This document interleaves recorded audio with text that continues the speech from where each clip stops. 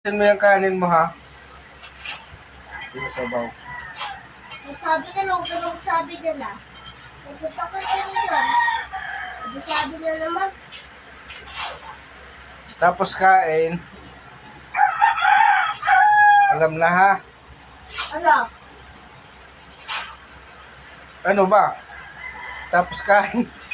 Tawa-tawaan mo ba ako? Alis na ako. Pagtapos kain, matulog ka. Ayoko. Bakit? Bilisan mo na.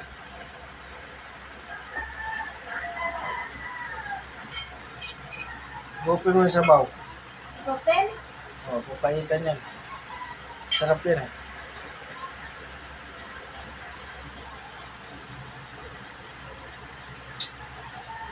Ito sisira yung mukha mo.